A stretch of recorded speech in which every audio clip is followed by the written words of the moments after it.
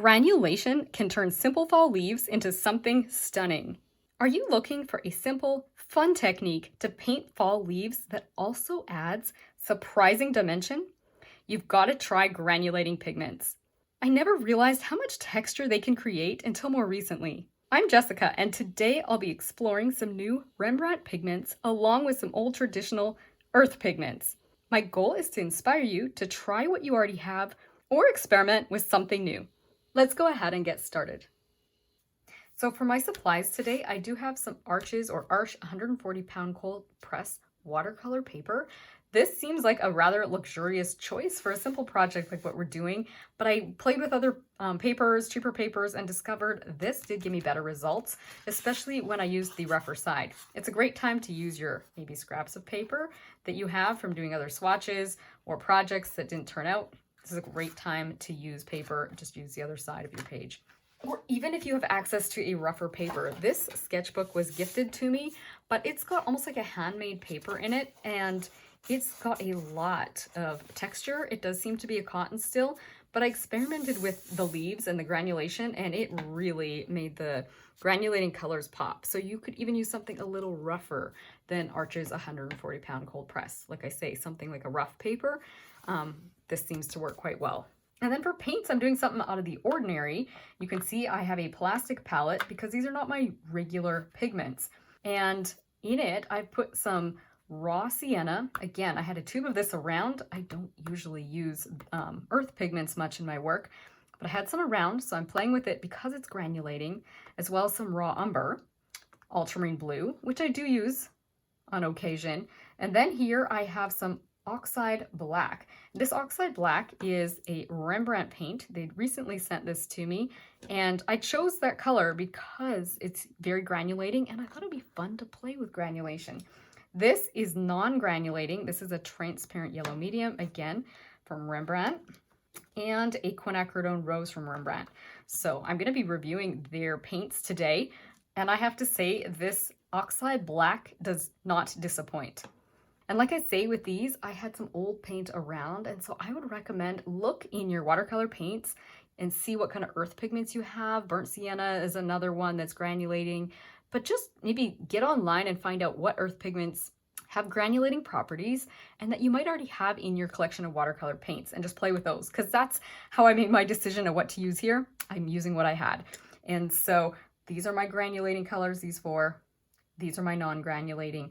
And the secret is mixing the non-granulating with the granulating pigments so that we can create some beautiful effects. So that's what we're going to be doing today.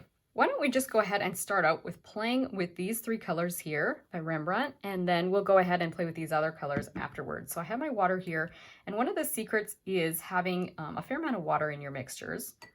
So I'm just going to add extra water to these paints. So as you know, I tend to work with wells anyways with my pigments, but I'm just throwing a little extra water in there.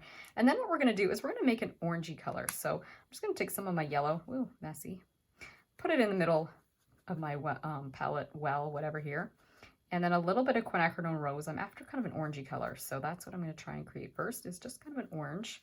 And the paint does behave different on plastic, but it's going to still be fine.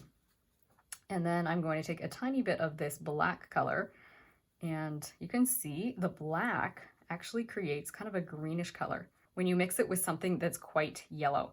And so I'm going to go ahead and pick up a little bit more red, just so that I kind of get something a little bit more golden. You can almost think of your black as behaving like a blue in some ways when you mix it with a yellow. That's something to know about black and yellow together. They do make kind of a greenish color. Not as intense as if you use blue, but it will give you a dull green, or if you add a little red, you can get some other nice, beautiful fall colors. So that's what we're going to talk about, is using these colors to get fall colors. We could almost leave the blue out, but I did have some fun with it, so we're going to use it in a little bit. Let's go ahead and test this color and see what we think of it. It may not granulate super well because I don't have a ton of black, but I'm going to start lighter and I will get darker here. So let's just start. And I'm going to do some really, really simple leaves. And I'm just going to take some of this pigment and do a leaf where you start at the tip of the leaf with light pressure, come with heavier pressure as you work your way down, and do the same thing on the other side, basically 2 strokes, and then you can If you want to fill the center up, you can, or you can leave that little white gap. But basically just fill that. And we're going to let that, it can be puddly. If you want to soak some of it out, you can. We're going to let it just sit for a minute, and then we're going to come in and we're going to do a little bit of dropping water into this, and we're going to get some pretty effects. So I'm going to try the same thing with the mixture I have, but this time I'm going to add a little more red and a little more black, and we're going to get even more granulating happening here. Probably don't need as much water in here as I've got. It's feeling a little watery, but take a little more black here. Okay, that was a lot of black. We're going to get a kind of ugly color. I probably need to add just a touch more red. Okay, this is going to be a browner leaf, but I think it's going to give us more granulation. So I'm going to do another one beside this one and see how it looks. You can definitely paint larger leaves than what I'm doing, but I'm just going to go ahead and paint several because I want us to get the experience of the granulation first, and then we are going to add some other fun techniques to this after. So you don't have to even add a stem to your leaf if you don't want to. And then I'll take another brush. Doesn't really matter which one, but I did use the Artegria for painting those leaves because I like the way that they apply the water and the pigments. But I'm going to come in here now and drop water using my Simply Simmons brush and just kind of do a little bit of like this dotting sort of thing. And do the same thing over here, just drop and dot a little bit. And you can already see the amazing things that are happening with the texture there. You see that? Amazing. So we're going to keep playing with this on this little swatch and do a few more just using these 3 colors, and then we'll branch out into a few more colors. We're going to make one that's a little more purple, and you can actually, like I said, the black does behave a bit like a blue, where you're going to get a dull purple if you use more red and some black. We're going to get a little bit more of a purple red leaf. So let's do this. Pick a little more black. Let's see what we think of this color. It does have some yellow in it, so it's not as purple as if it had no yellow, but let's try this one.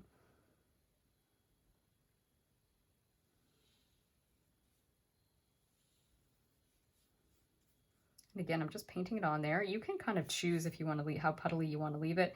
The watercolor paper, when you're using something like Arches or Arch, it does seem to keep you from getting blooms the same way, which is really nice. So I'm going to drop in a little bit of water now, same way I did before. I have more than one of my Simply Simmons brushes here, but you can see by having more black in the mixture, which is our granulating pigment, you can see those colors kind of separate out when we drop the extra water in.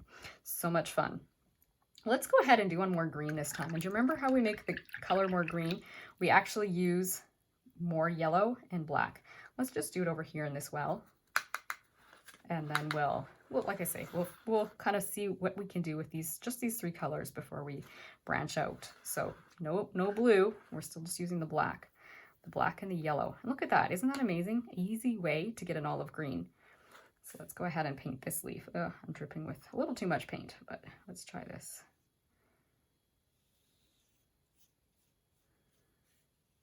And I'm not as experienced with doing a lot of loose leaves. I know some watercolor artists do loose leaves all the time, but I think they're fun. Then I'm going to go ahead and take some water again, and we'll drop a little bit more. I'm going to do a darker green beside this one, because this is pretty, but I think we can even push things a little further. Ooh, that is pretty. Okay, let's add more black. I don't think I can talk tonight. Okay, let's try this again.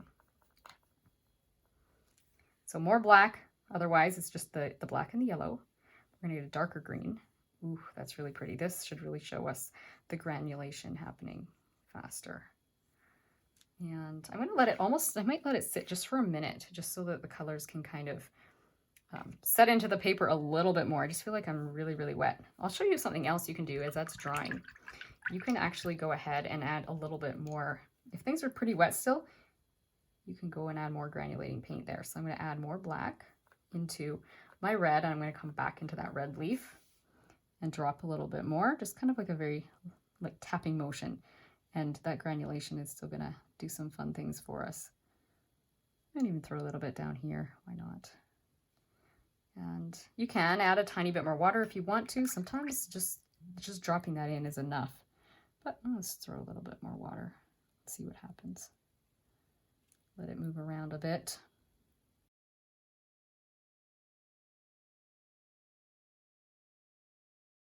can see that's kind of doing some pretty things as well. Okay, I'm going to come back to this one before I even drop more water in. I'm just going to go ahead and put even more black because I feel like, you know what, I really could get darker with this one. And I'm going to show you how to do some stems here in a minute too. So there is a little more black. Let's try and drop a little bit more of this into it now. The water, that is. Let that move around. I feel like I probably could have, I'm almost too wet with this one. That's okay. As it continues drying, we'll get some pretty effects still continuing to just almost develop on here. Now, if you want to add some stems to your leaves, you can take a couple, you can use a couple options. Anything that's a little bit of a sharp object, like this particular brush here by Royal and Langnickel does have an interesting end to it. You could use something like that. But another easy option was just this mechanical pencil. I pulled the lead out and I'm just going to kind of use the side of where the pencil lead usually goes. And I'm just going to go ahead and draw a vein running right through my leaf. I'll throw a few over here, and it's allowing, as I do this, I'm almost basically, I've just created almost like a dent or a little bit of a ditch, if you will, in my paper. And it's allowing the pigments, the heavier pigments, to flow down into it. Let's try it on this one. Yeah, I know I've got a little red pigment on here now, but look at that. Isn't that neat? No, there's no pencil lead in here. I'm just using the end of that to create the effects, but I'll show you with this brush. You can do the same thing with it too. Using the end of it, putting pressure, create some veins, and you automatically have like a beautiful looking leaf. Let's do that one over here too. So if you like the leaves with veins, that's how you can add them easily. The one bad thing is if you mess up when you've done the dent method, it's not really as forgiving. It just looks really pretty and natural, doesn't it? Let's just wipe this and try this one, see how it works. It's already kind of more dry, so it's working though still. I'm not sure if I really love those veins, but there you can see some granulating colors from the Rembrandt paint. And I think I even might try just a few more because I don't feel like I've exhausted what's possible with these 3 colors yet. So let me just do just a few more and we'll see what we can get. What I want to try and do is do something that's a little more of a purple color because I want to show you again how the red and the black will interact together to make something that's a little bit almost like if you mixed red and blue, but it's not as extreme, it's more dull. So let's do a little mixing. Okay, that's way too much black. You can see that's a gorgeous color. It's very, very black though. I'll just take a little more red. I'm just gonna grab a different brush, take some more red there, and mix it up. I'm very, very concentrated and dark right now, so I do want a little more water. You can see that is going to be a pretty color. I can tell I'm incredibly concentrated though, because as you can tell in the camera, that does look kind of black. But let's just try this, see what we get. Ooh, that's a gorgeous color. Can you believe you got that from mixing the red and the black? But like I say, you can really get colors that are almost like it's almost like a dull blue when you use a black. Okay, this is going to be a fun one to drop the extra water into because it's so dark. So let's try this and see what happens. I think the darker colors work better because naturally we have more of that granulating black in them. I need a bigger brush. Drop a little bit more water. You can see it's starting to happen, right? But a little bit more. You don't even have to do drops if you'd rather kind of create like a vein shape with a lot of water and kind of create a little bit of a different pattern. You can do that so it doesn't look like too droppy, as if droppy's a word. But anyways, you can see that's starting to granulate out a bit. And again, if you want to add yourselves a vein. Ooh, kind of pulled the paint out wonky there. That's okay. I'm going to throw some veins in there. Now I'm going to just take what's on my brush and let's just have fun and see what if we mix this whole middle mixture together. Maybe a little more yellow. Yeah, I know, I'm messing it up. I'm going to get a brown leaf, a nice dark brown leaf, and just a touch more water. And then we'll see what we can get. And then we'll switch over and add some more colors because I know you're probably wanting to see what else I can get. And especially if you don't have a black oxide, you want to see what these other colors will do, right?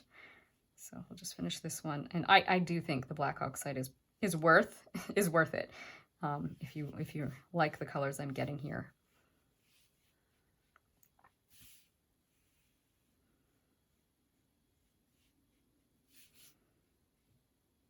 Okay, kind of a wonky stem, but that's okay. Let's go ahead. I'm just going to use the Ortegria brush this time. It holds more water. I'm going to use it to drop my water in this time. Oh, I got a weird fuzz here, just a sec, or some kind of piece of something. Whoops. Okay, getting some weirdness already happening, but okay, let's do this. Ooh, you can see that black doing its thing. I think having that extra water in there was helpful too. And you can even blend colors. So for instance, if you don't want that to be such a solid kind of brownie color, you could easily come in with a little bit of your, let's say this green here that we were using earlier. It might not be powerful enough. Let's try a little bit more yellow in there and just see, don't have to do my messy stuff if you don't want to. Wash your brush between. I'm just going to drop a little bit of this yellowy color, yellowy green color. Let's call it green. That's what it is. Green over here. And then we'll just drop some more water to kind of encourage that to move around. And we'll see what happens as it dries. Hopefully that granulation is going to still work out well in the way that I want it to. I'll just move it around a little bit. And then let's take the end of this and just do ourselves a little bit of vein work. Again, you don't have to add veins. I think this is just kind of fun. But as I did say, they become permanent once you've done that because you've dented the paper. So we're going to see how that turns out as it dries. But let's go ahead and mix up some other granulating colors, and we're going to continue using these as our non-granulating, the Quinacridone Rose and the transparent yellow, because there is quite a bit still under that mess. As far as these pigments go, you do not need to use Rembrandt paint for this. You can absolutely use whatever brand you have for transparent yellow or a Quinacridone Rose. You're really just wanting some transparent non-granulating paint, so like a red and a yellow. These are a little less concentrated than M-Gram, and so M-Gram would work completely fine, but I'm just kind of experimenting with this brand and using it today. And then these were colors that I already had. So I'm just gonna go ahead and wipe this out. You wouldn't have to, like with this project, I'm all for like just mixing some of these colors into here, but I'm gonna go ahead without the black and do some mixtures without the black so that you can see them. And then you can kind of play around with what you have at home and see what kind of beautiful granulating colors you can create. If you're enjoying today's video, I'd love to invite you to join my free newsletter. In it, you'll find creative inspiration, art tips, studio updates, as well as be the first to know about workshops and lessons. If that sounds like something you'd enjoy, you can sign up at the link in the description below. Now let's get back to painting. So let's go ahead and let's start with some of this. I've got kind of a dried out chunk. You can tell this was old paint. Okay. Dried out chunk of the raw sienna. And as I say, I don't use this color a lot. I don't use the earth pigments as much because I'm a floral artist for the most part, but it's beautiful for landscapes. And so if you have some in your palette, this is a fun way to use it. Let's go ahead this time and use the Quinacridone Rose. And as I said, any Quinacridone Rose will work, or any transparent colored red will work. And we'll just do this orangey color. We'll see what we get. Not sure that this is as good for the granulation as the black was, but we can always put a little bit of the blue in there too. Most people have ultramarine blue, so we should be fine. Let's just take a little bit right now. Wash your brush if you're inclined to. Okay, putting the ultramarine blue over there. Let's take some of this and let's try another leaf. It's kind of a pretty color. Not sure if I've got enough granulation in it yet though. Let's take more of the blue and put it more down this side. You can see we're forcing some of the granulation to happen by having more than one color here. So I'm going to do my little dropping the water thing in here right away. So let's just do something like that. And let's try this. We'll see how it works because, as I said, not as concentrated. The colors are pretty light, but let's see. Just drop some more in there. If we drop enough, you'll be able to start seeing the granulation happening. I can see it. Yeah. Okay, let's go ahead and do a stem in here as well. Again, if you do the stem, you can do the stems even before you wet anything. Doing them like that will just allow the paint to just automatically go into your veins. I kind of did a wonky vein. No turning back. Anyways, but you can do it as it's wet. And the granulating pigments settle because they're bigger and they're heavier. So that's how you get such fun effects. Let's do more of the blue. So, ooh, that's a lot of blue. But let's see what color we get here. This is going to be kind of a dull grayish color, but let's see how it works. Too much on my brush. I could probably have the smaller brush, but oh well. I'm loaded, so I'm going for it. Might even throw a little extra blue in here, and we'll just make this a blue leaf just for fun. I was creating some kind of blue grays, and I kind of thought that was kind of pretty. So let's take a little bit more of that, or a lot more of that. And again, I'm going to drop it down one side a little bit more. Kind of mix it in. You can do whatever you want at this stage, and then the granulating pigments will separate out as we add water. I'll put a little bit at the edge. That's kind of pretty.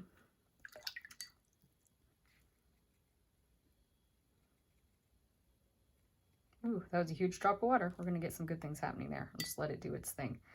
Let me move it around a little bit. Maybe it's too big a puddle.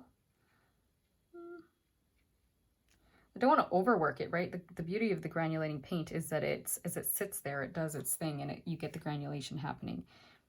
So we don't want to overwork or mush things around once that granulating color starts to separate out. Let's see what happens if we take this muddy, awful looking color we have right now and add more red to it, maybe more blue. Let's go to the purple side, and then we can switch back into some more gold colors. Okay, I've got a beautiful color here. This is almost too vibrant for fall now. Ooh, that's so pretty, but it'll be okay. It'll be okay. We're having almost the same color we had here, and you can see we achieved this without the use of the oxide black. But let's just see how it looks. This, you know what would be really pretty? You can actually almost see some of those other colors that are in there. Let's see what happens when we drop our water. Maybe we'll have some more separation with this one. This is just fun experimenting, color mixing, whatever. You don't always know what you're going to get till you do it. And if I don't get a lot of the yellow kind of starting to pop out on its own, I might add a little bit of that sienna, raw sienna. Let's take a little bit of raw sienna. I don't think it's as granulating as the black oxide. The black oxide's really granulating. I'm just going to drop a little bit of this color in because it looks so pretty.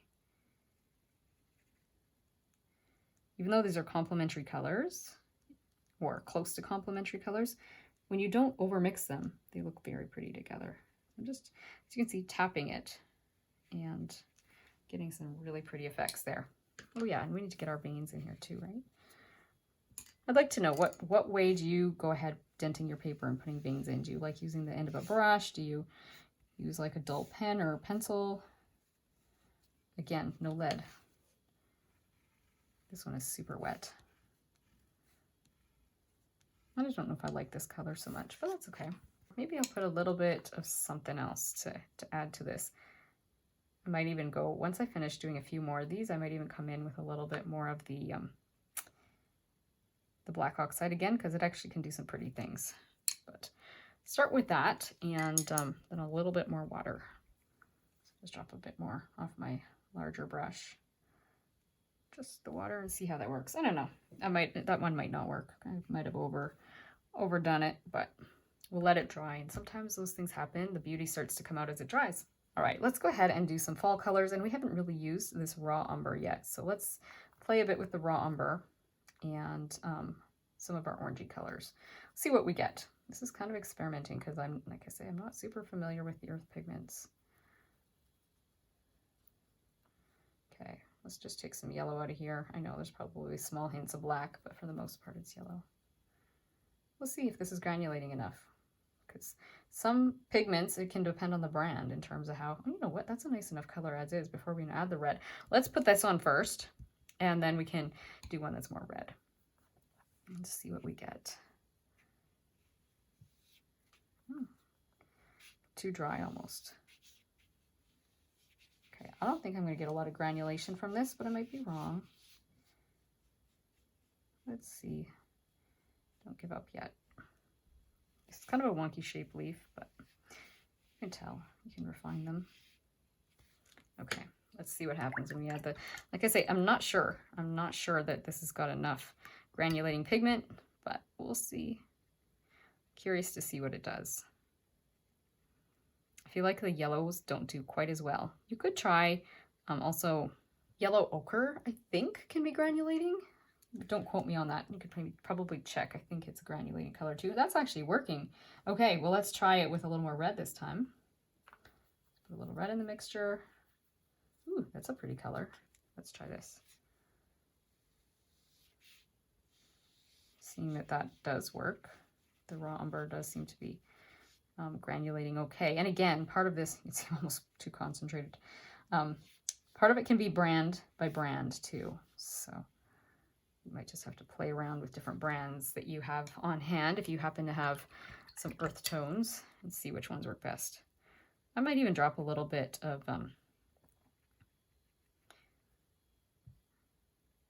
some other colors in here. Just doing this first. And then you know what I might do? I might come in and just take some of that sienna or raw umber and drop it along one edge, because I do like it when I have multi colors in one leaf. So it's a very thick paint. It's kind of an interesting way it's behaving. It may not work. Oh well. Drop it along the edge. Might even do that a little bit on this one. May or may not like that, but we'll see what happens when I come back in with a little bit more water on top of the more granulating color and see if it does anything different. You never know until you put the colors together and drop the water in what you're going to get. Yeah, I like it when I put that extra bit of color in there. I'd like to know in the comments, do you guys like adding these little veins? You can also add them at the end, wet on dry. And I tried that and I actually like the look better when I did it like this. So that's what I'm doing. Actually, you know what we haven't done? Before we move into using all our colors, let's do something with ultramarine blue and yellow and just see what we can actually get. This is just a pretty traditional mixture that we use. It's too vibrant though for fall, but I wonder if we should add some of our other colors in here. Probably that, yeah, let's just throw a little bit of the raw umber in there too. Neutralize it a little bit. So I've got some brown in there. A little bit more. Okay, this is a better green. It seems really thick, but let's see what happens when we paint with it. Yeah, it's really thick.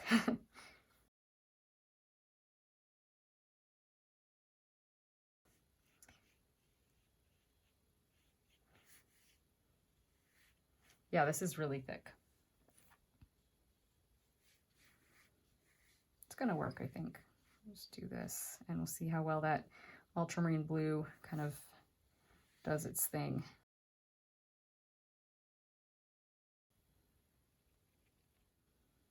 I think I'm going to grab a larger brush for that. So let's in more water.